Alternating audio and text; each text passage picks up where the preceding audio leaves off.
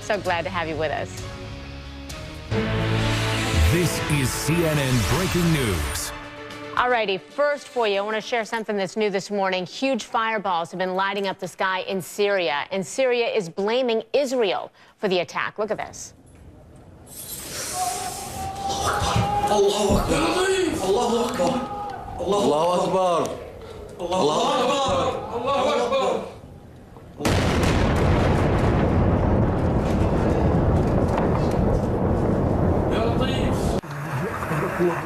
The explosions rocked a suburb of the capital, Damascus, overnight. A Syrian state television says Israeli rockets slammed into a scientific research center. I want to bring in CNN's Sarah Seidner, who's in Jerusalem. Sarah, I know that Syria is blaming Israel for the blast, but has there been any response yet from Israel? Not publicly. Israeli officials here in the capital have not confirmed or denied that there was an attack by Israel into Syria, and they haven't said anything about what may or may not have been hit. What we do have is comment from a senior defense official who I spoke with earlier in the day, who said that, quote, "We are watching everything going on as far as the transfer of weapons in Syria. We are watching it closely, and we have the means to do that."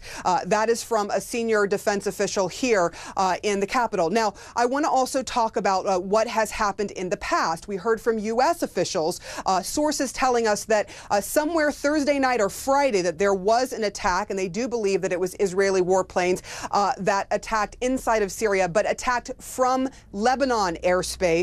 Trying to knock out perhaps a convoy that may have been either attempting to or about to transfer weapons, not chemical weapons per se, but weapons, very dangerous weapons, what Israel called game-changing weapons, into the hands of Hezbollah, which is in Lebanon, an organization both Israel and the United States considers a terrorist organization. Time and again, we have heard publicly and off the record as well from Israeli officials. Time and again, we've heard the same statements, that Israel will not allow the transfer of dangerous weapons or chemical weapons, weapons of mass destruction, into the hands of Hezbollah, which is its enemy. They do believe Hezbollah, of course, is a front group for Iran, and they just absolutely have been adamant that if they see weapons being transferred, that they will act. Christy? Is there any gauge at this point, Sarah, of how far this thing could go when you mention, Lebanon and warplanes that have been flying overhead there? Any gauge at all as to how incendiary this may get? Well, here's the great concern from Israel's perspective in the region, and that is that they believe if there is going to be something that happens, for example, that comes into Israel where Israel is attacked, that it will likely be coming from Hezbollah. That's been said in the past, that they believe that Hezbollah would be for perhaps the first to make a move there on the Lebanese border. So that is of great concern, I think, here. What is not of concern, which is interesting, is that they don't think that Syria is going to necessarily turn around and start trying to attack Israel, because the Syrian regime at this point has its own problems. It's trying to deal with this war that's gone on for more than 2 years and is really in a situation where it's having trouble trying to keep itself in power. So what we may see is over the next coming days a response. We may not see a response, because a response from Hezbollah will mean that Israel, the United States perhaps, will have to back Israel up as well. And it's not necessarily certain that Hezbollah will take any action, but we'll have to wait and see, Christy. All righty, Sarah Seidner live for us there. Sarah, thank you so much. We appreciate it. And I want to let you know we're being joined right now, too, on the phone by CNN reporter Fred Pleitgen. He's actually in Damascus. So, Fred, I understand you just left the office of the Deputy Foreign Minister in Damascus. What did he say?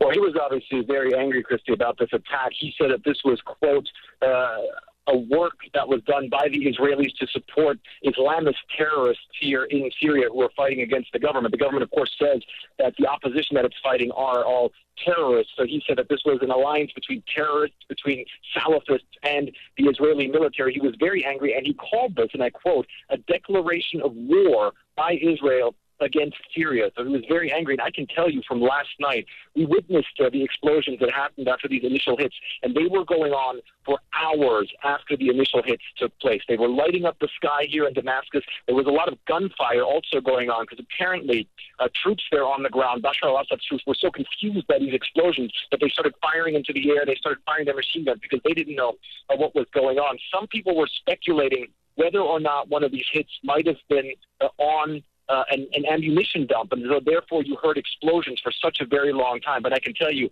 the Syrian capital last night was absolutely rocked by explosions for hours, and it sounded like full-on war for a very long time, Christy. There right now, in terms of trying to find people and people who are injured, people who are killed? Is there a death toll? What do we know? Well, there's no death toll whatsoever, because one of the things that we have to keep in mind is that we're probably not going to find out how many people were actually killed, because what was hit last night was one of the most secretive places in this country. It's a place that has a lot of the elite Republican Guard units of the Syrian military. It's that research facility that's basically off limits to everyone, so it is something where it's very difficult to get details. I asked the Deputy Foreign Minister whether he could even tell me what exactly was hit, if there was anything else hit except that alleged research facility. And all he was willing to say was that it was assets of Syria's Defense Department that were hit. It's a very secretive area. It's in some mountains around Damascus that are very hard to access. There's a lot of checkpoints there. You don't get very close to there simply because it's a very militarized zone, and not many Syrians, or almost no Syrians, even know what is going on there. But clearly, something very big was hit there last night, judging by the explosions. We'll probably never find out how many people were actually killed, but I can tell you from speaking to people who live around that area, a lot of them ran into shelters and tried to get away from those explosions and felt the pressure waves even outside of that military area, Christy. All right, Fred Plotkin, live for us there in Damascus. Fred, thank you so much for bringing us the latest. We appreciate it. And now...